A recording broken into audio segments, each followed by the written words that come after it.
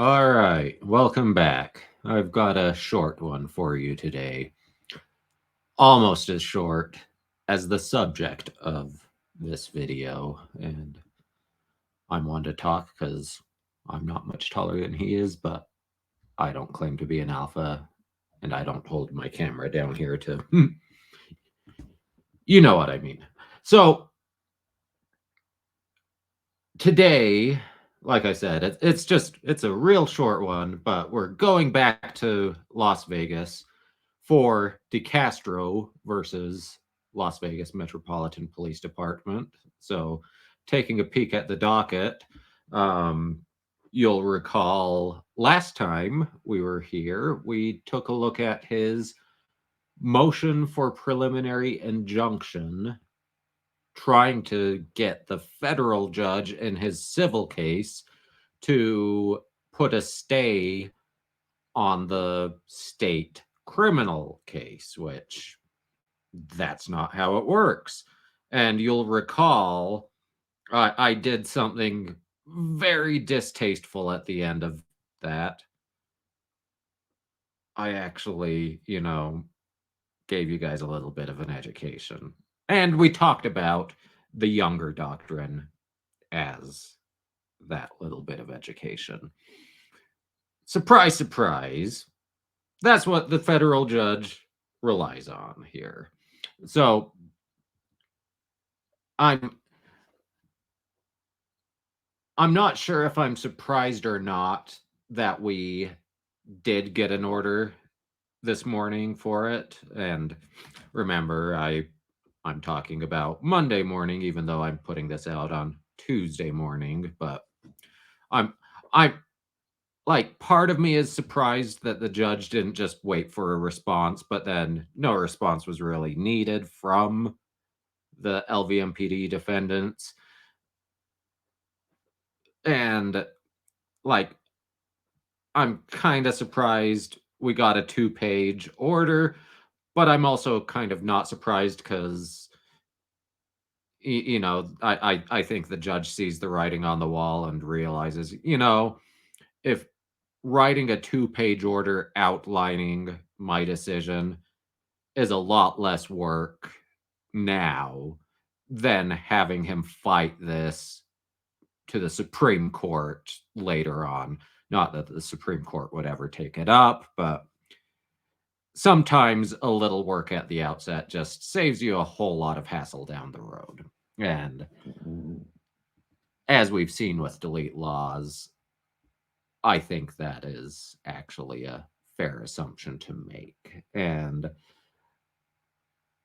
so I actually part of me, I was going to come into this and say, what are the bets now that, spoiler alert, the no stay has been issued? I was going to say, what are the bets that with no stay, he doesn't show up for his arraignment in the state criminal court? Because we know he's terrified of it.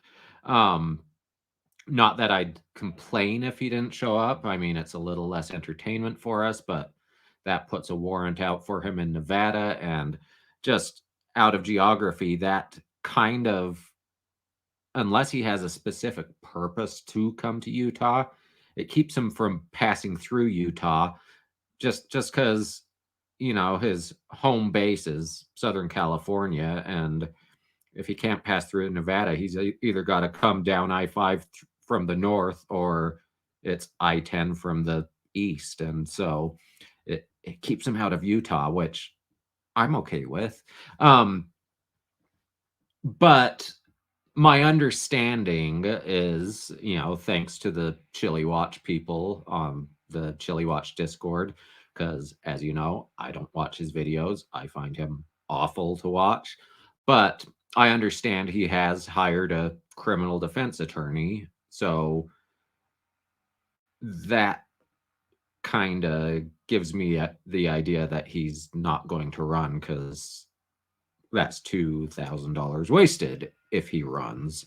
And I just I just want to, put this out there. The criminal defense attorney, this is his job.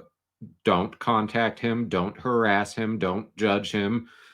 You know, everyone has the constitutional right to a criminal defense attorney if they are charged with a crime.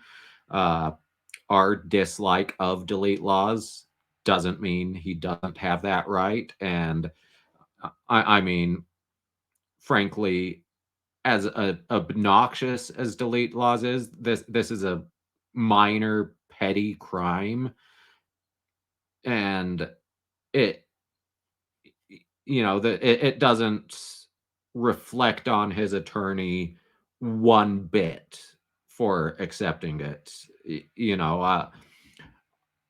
I mentioned Utah earlier. We have a rather huge case brewing here, funnily enough, and it's in the Summit County Courthouse, same courthouse as the Gwyneth Paltrow trial. But it's the one, Corey Richins, where she's accused of murdering her husband a couple years ago and then writing a children's book on grief about it. And she has two defense attorneys. They're private attorneys at a big law firm here. And I I won't go so far as to say I know them, but I've interacted with both of them. Her younger attorney was the year behind me in law school. And it's like between Corey Richins and Delete Lawz, one is, it's all alleged at this point, but one is clearly worse than the other. But I'm not judging Sky Lazaro, who, I mean, if you're ever charged in Utah, she'd be fantastic to hire. Just a plug.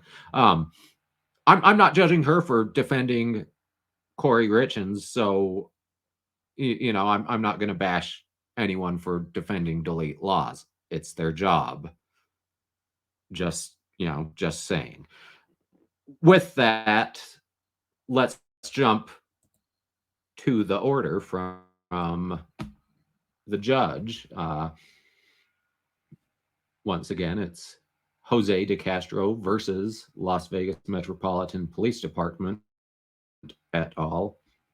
In the U.S. District Court for the District of Nevada, and it's an order denying motion for preliminary injunction. And it reads, Plaintiff Jose de Castro contends he is a member of the press who specifically records police interactions. He claims he was forcibly arrested while attempting to videotape an interaction between officers of the LVMPD and a traffic detainee. Apparently, he is being prosecuted for obstructing a public officer and resisting a public officer. He now moves for an emergency preliminary injunction to stay the June 13th, 2023 first hearing on those charges. But De Castro does not explain the nature of that first hearing, what he anticipates will happen at that hearing, or how that hearing could impact his claims in this case. More importantly, federal courts cannot enjoin pending state criminal proceedings unless there are exceptional circumstances. Such circumstances do not exist here, so I deny De Castro's motion. Principles of comity and equity dictate that federal courts should usually abstain from interfering with state court criminal proceedings, citing Younger versus Harris from the Supreme Court in 1971. Hey, isn't that the case we didn't pull up the case, but on the Wiki Law School, we read about it. Such so-called Younger abstention recognizes that our country is composed of separate state governments that should be free to perform their functions so long as the moving party has an adequate remedy at law and will not suffer irreparable injury if denied equitable relief. And that's it. Delete Lawz has an adequate remedy at law in the criminal case. That adequate remedy is defending himself in the criminal case. The Ninth Circuit has articulated a four-part test to determine when Younger requires that federal courts abstain from adjudicating cases that would enjoin or risk interfering with pending state court proceedings. Younger abstention is appropriate when 1.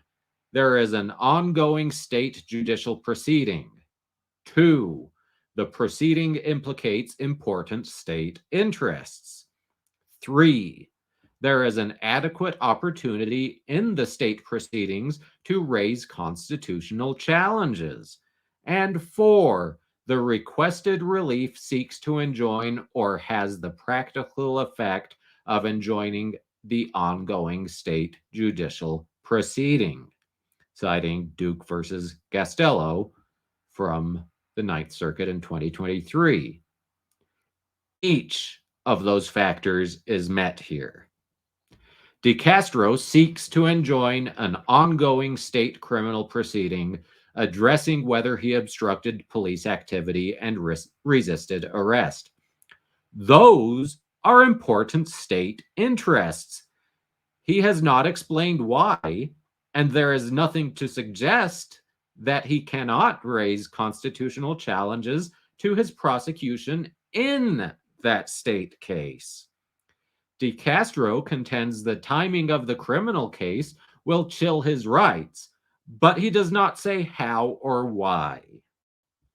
Finally, he claims he will be subject to excessive force if he is jailed awaiting trial, but he gives no reason to suggest that he will be jailed or why excessive force would be used against him if he is.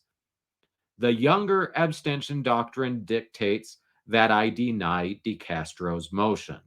I therefore order that the plaintiff Jose DeCastro's motion for preliminary injunction is denied. Signed, Andrew P. Gordon, United States District Court Judge, on the 12th day of June, 2023.